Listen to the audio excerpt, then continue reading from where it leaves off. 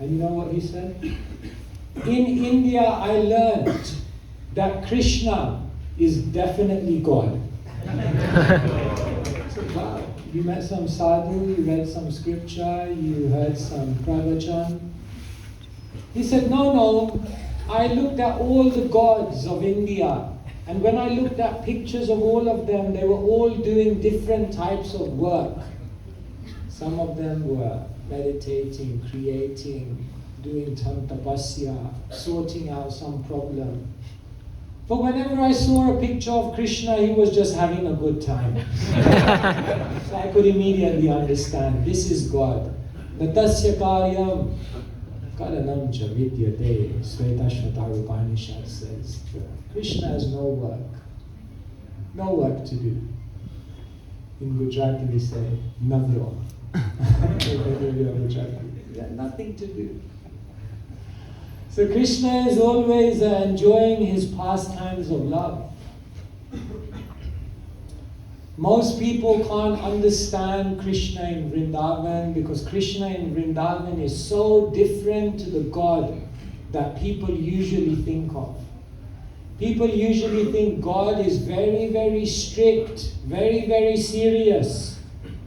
But in Vrindavan, Krishna is joking, playing, dancing, singing. People usually think God is the one who makes all the rules. But in Vrindavan, Krishna is breaking all the rules. He's breaking all the rules. He's specifically interested in breaking the rules. Normally, Krishna is the one who is, God is the one who is giving us what we need.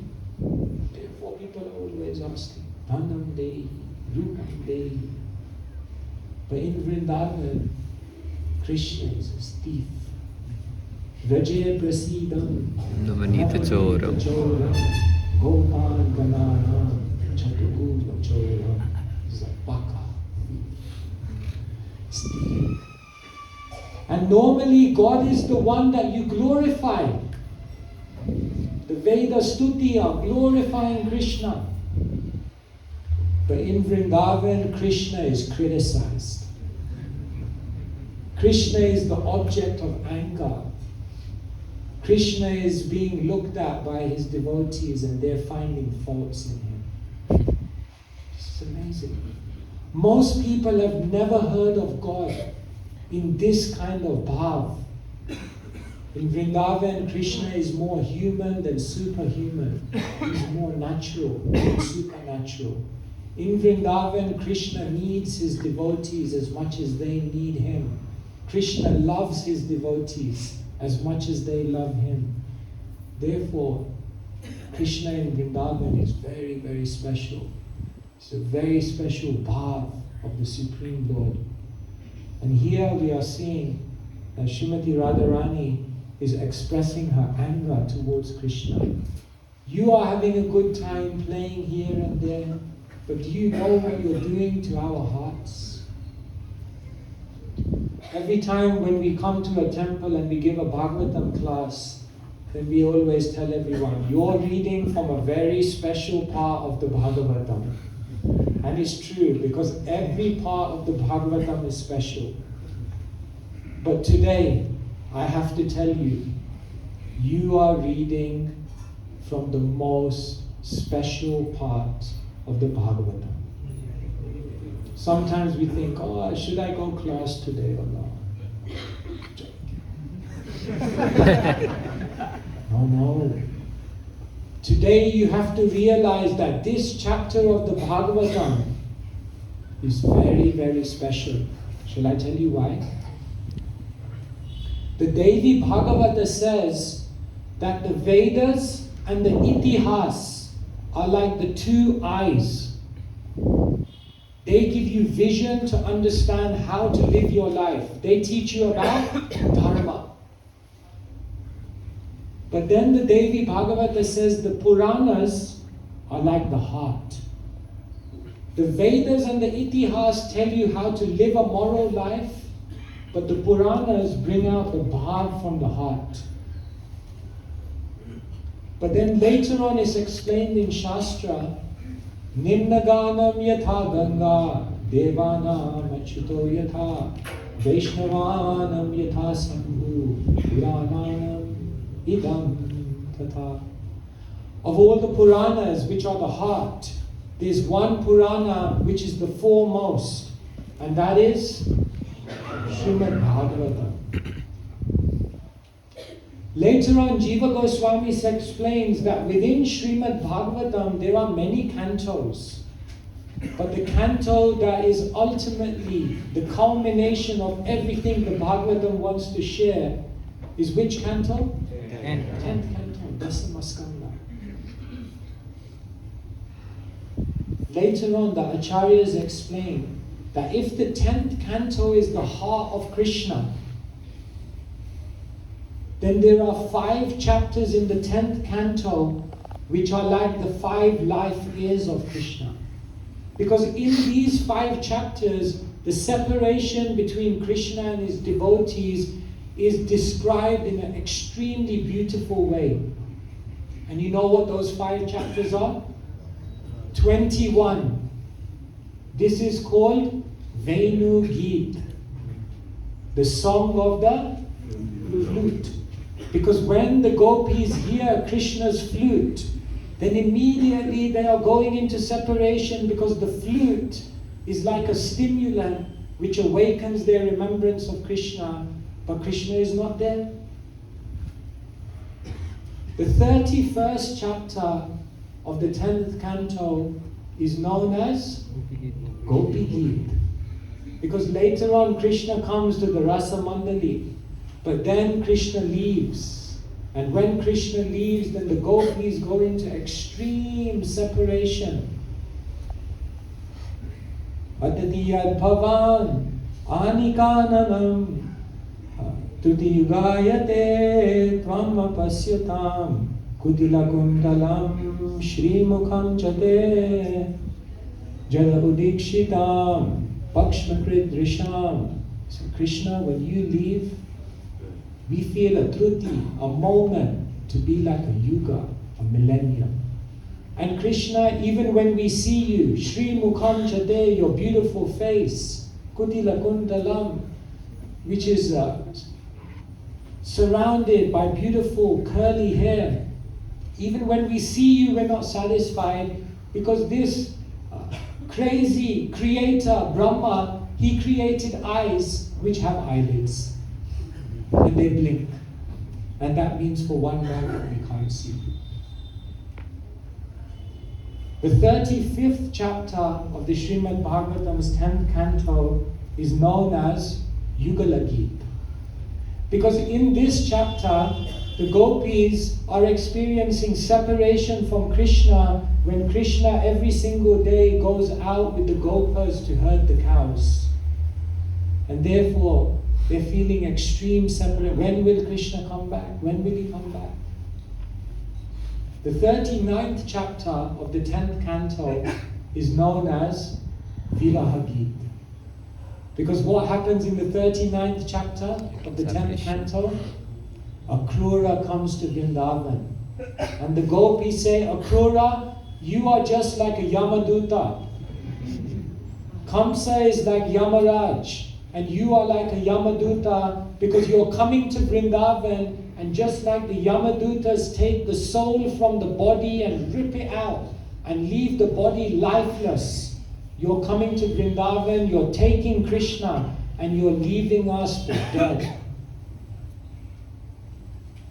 But then the 47th chapter of the 10th canto is known as Brahmaragit, the song of the... Because Krishna has left, but then Krishna sends Uddhav and says, come back to Vrindavan and give the gopis a message. Don't worry, you'll be okay. Don't be mad. Soon we will be together again. Srimati Radharani is not satisfied. And therefore when this Uddhav is giving the instructions, Uddhav Kyari, you can go to that place. Then Srimati Radharani sees a bee. And she thinks the bee is also a messenger of Krishna, and therefore she's criticizing Krishna to the bee. Now it's said that of the 5 chapters, which are the 5 life years of Krishna in the 10th canto, the 47th chapter is actually the culmination. Because in this chapter, the feeling of separation of the gopis from Krishna is at its apex. And therefore, Sri Chaitanya Mahaprabhu, when he wanted to experience the love that Srimati Radharani feels for Krishna, then in the last 12 years he went to the Gambhira in Jagannath Puri. And it's said that Sri Chaitanya Mahaprabhu's mood of separation in the Gambhira, in Jagannath Puri, was the same as Srimati Radharani's mood of separation when Uddhav came to give the message to the gopis from Krishna, which is found in the 47th chapter of the 10th canto of Srimad Bhagavatam. The Puranas are the heart, but Srimad Bhagavatam is the heart of the heart. But Srimad Bhagavatam 10th canto is the heart of the heart of the heart. But then there are 5 chapters which are the heart of the heart of the heart of the heart. And then there is the 47th chapter of the Srimad Bhagavatam 10th canto, which is the heart of the heart of the heart of the heart of the heart. So, if you're in any doubts about whether to come Bhagavatam class or not, don't hesitate. This is very, very deep. Who are we? Srila Prabhupada is giving us access into the deepest relationship between Srimati Radharani and Krishna. Srimati Radharani is criticizing Krishna. Are you on Krishna's side or are you on Srimati Radharani's side? That's the question. Whose side are you on? Radharani. Radharani? You know Krishna Bhakta? You on Radharani's side? Sure. Yes, Guruji. Bhaktisiddhanta Saraswati Thakur, he said, Vaishnavas are worshippers of Vishnu. Karshnavas are worshippers of Krishna. But Gaudiyas are worshippers of Srimati Radharani. You passed. When the Vaishnavas read this, Srimati Radharani's jealous anger, her criticism of Krishna, they're feeling so bad for Srimati Radharani. Oh, why Srimati Radharani has to go through this? How Krishna can do this? Even the great devotees, along with Radharani, they will also criticize Krishna. We are not there. One poet, he writes very beautifully. He says, Krishna, all the living entities in this world are aparadhikas. They're all offensive. But you are always forgiving them. That is very nice. But then the poet, he looks at Krishna and he says, but Krishna, if you ever become aparadhika, if you ever distance yourself from Srimati Radharani, we will never forgive you. You forgive all the aparadhikas. But if you distance yourself from Srimati Radharani, you will never forgive you. Bhaktivinoda Thakur, he says, some people are interested in Radharani because of her connection with Krishna. He said, we are interested in Krishna because of his connection with Radharani. This is all very, very deep subject matter. How can we ever understand the love between Krishna and Srimati Radharani? Srimati Radharani's love is glorified because there are different intensities of love. You see, one type of love is love which is reciprocated. then higher than that is a love which continues when there's no reciprocation. But higher than even that is love when there's rejection. Love in reciprocation is like Sambhoga. Krishna and Srimati Radharani and the gopis, they're enjoying love. Love when there is no reciprocation is when Krishna is out and he's away somewhere and there's no reciprocation. This is known as vipralamba, separation. But sometimes Krishna doesn't just distance himself from the gopis. What Krishna then goes and does is accept someone else. In this case, the queens of Dwarka. And therefore, that is not just love without reciprocation, that is love in rejection. Yet the love of Srimati Radharani just becomes bigger and bigger and bigger. Raghada premera e swabhavachar nija dukha vignadira nakore vichar. This is explained in Chaitanya Charitamrita.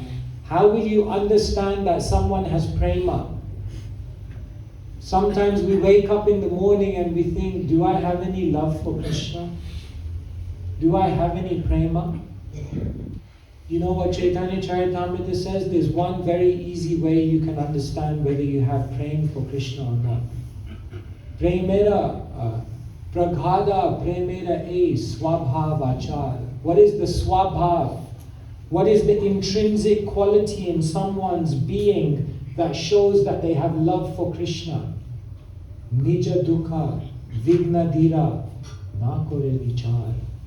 Even if there are obstacles, even if there's lack of reciprocation, even if there's rejection, their love will never become less.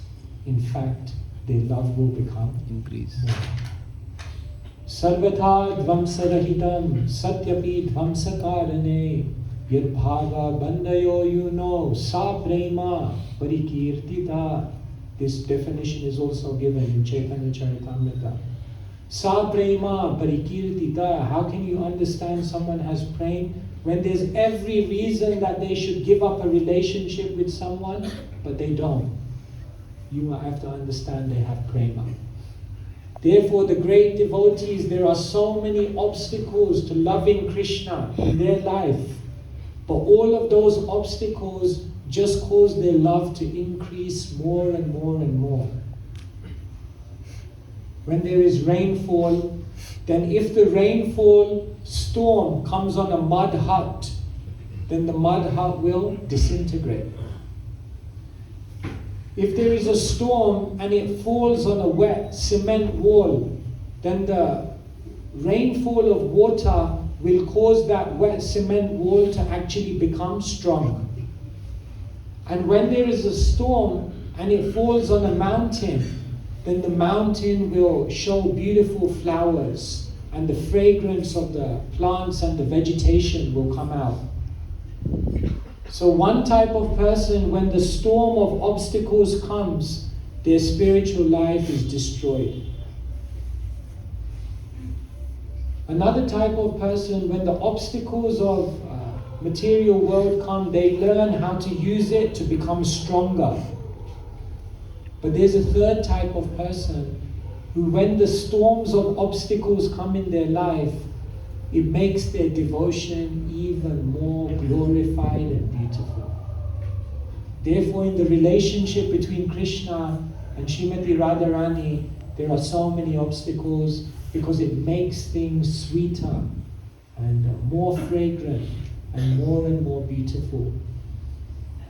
Just like if you want the real fragrance of sandalwood to come out, then you have to keep rubbing it, isn't it? More and more and more, rubbing it. The more you rub it, the more the fragrance comes out. If you want, for example, the sweetness of the sugar cane to come out, then what do you have to do? You have to grind it more and more.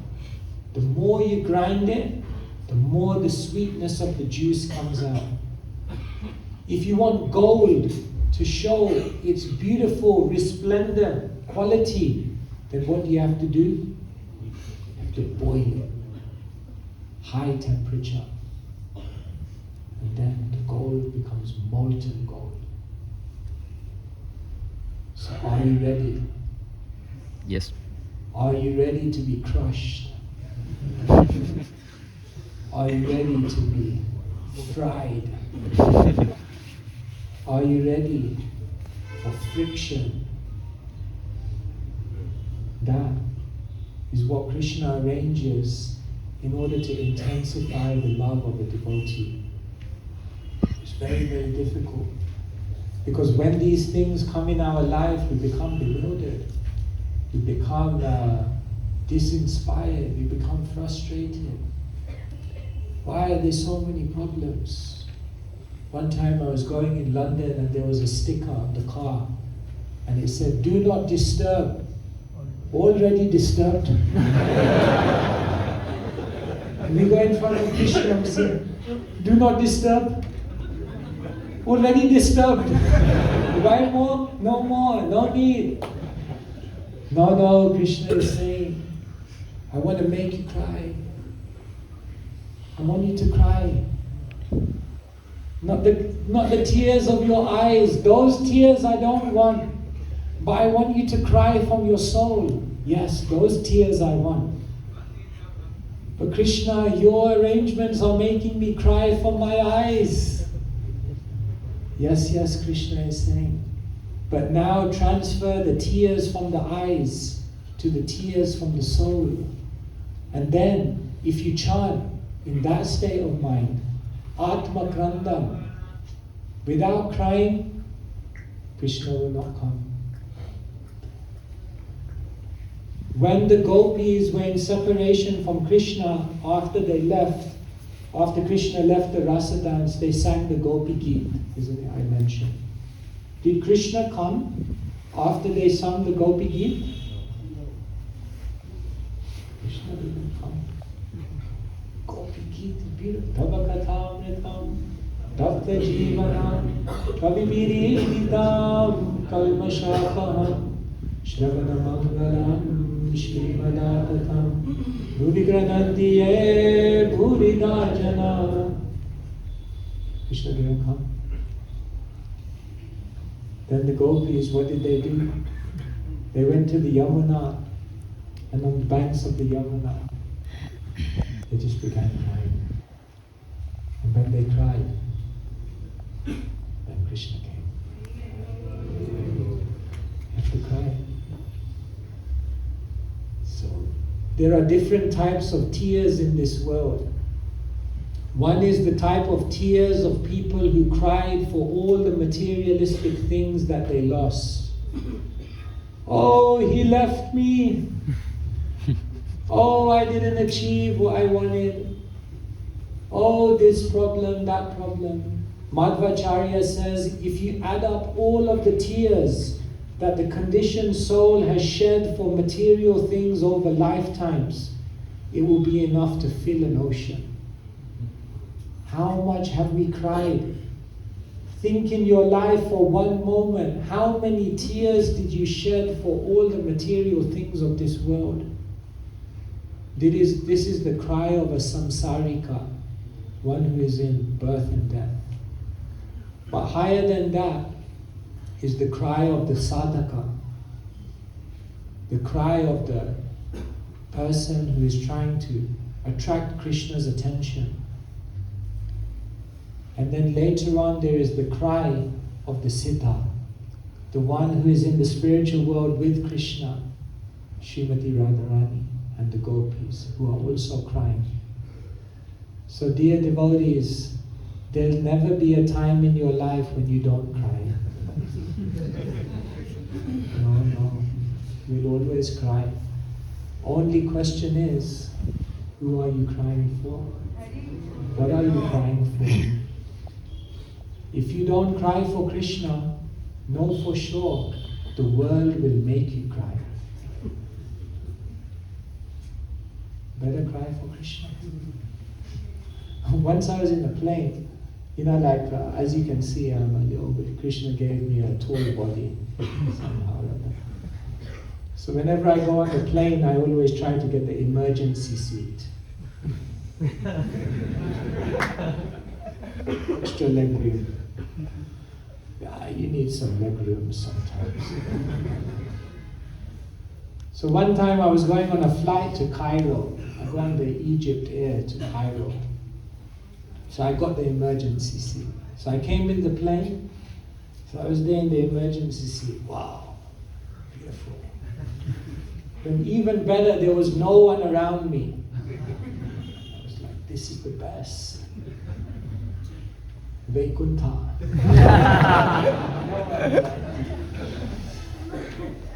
So just the plane was about to close, and then just the last few passengers came. 6 passengers. And all 6 of them were now sitting around me. Now that wasn't such a big problem. But there's one problem with emergency seats in the plane. Krishna says in this world, every type of sukha is accompanied by. There's one dukkha that comes in the emergency seat of the plane. You know what it is?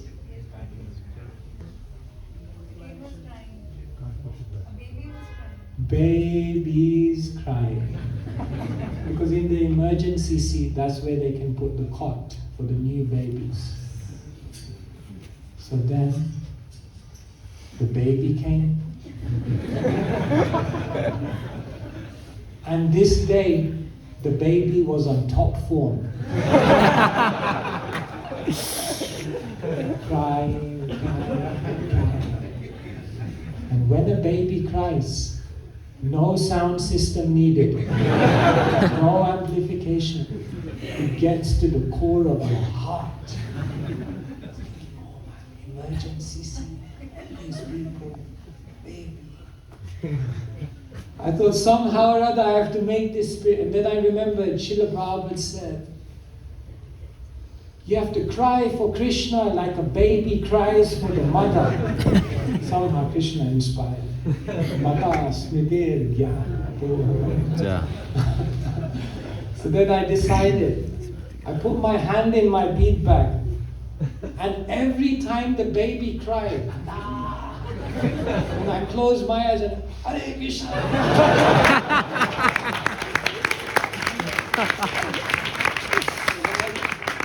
So I tried to then absorb the crying mood for Krishna. And I tell you, I chanted some very good rounds that day.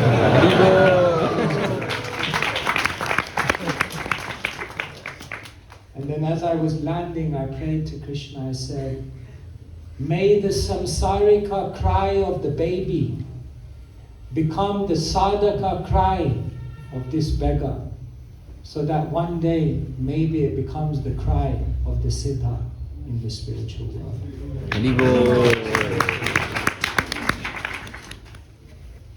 So this is very, very confidential part of Srimad Bhagavatam. We have to cry for Krishna. Srimati Radharani is crying, crying, crying. So His Holiness Gaur Govinda Maharaj, he would say, we are not opening temples. No. We are opening crying houses. Where you have to learn the art of how to cry for Krishna. Not casual. No. Samsara dava nalalina. The world is on fire. It's around the corner. Maya is right around the corner. Be in no doubt. Therefore, always prayerful, always crying. Srila Prabhupada was once giving a lecture. He said, I will never fall down. After the lecture, Srila Prabhupada came off the Vyasasana. He was in front of Krishna, praying. And then later on, Yamuna Mataji asked Srila Prabhupada, what were you praying? Prabhupada said, I was praying to Krishna, never let me fall down. She said, but Prabhupada, you said in the lecture, you will never fall down. Prabhupada said, yes, because I'm always praying.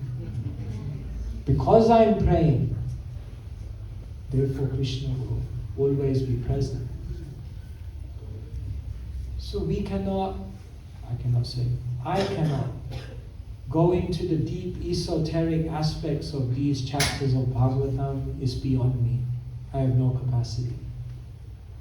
But what we can do is try to take the lesson. And the lesson is, Srimati Radharani is desperate for Krishna.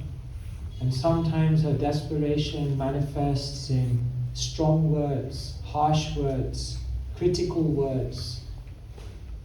We cannot understand that. We cannot do that at our stage, to come and criticize Krishna like that. But what we can see is that there's an intensity. It's all coming from a heart that really wants to be with Krishna. And that is the lesson that we take. How can we eventually become like that? Intense in our desire to be with Krishna. Then our spiritual life is actually bearing the fruit of what Srila Prabhupada wanted us to achieve. Hare Krishna, Hare Krishna, Krishna Krishna, Hare Hare, Hare Ram, Hare Ram,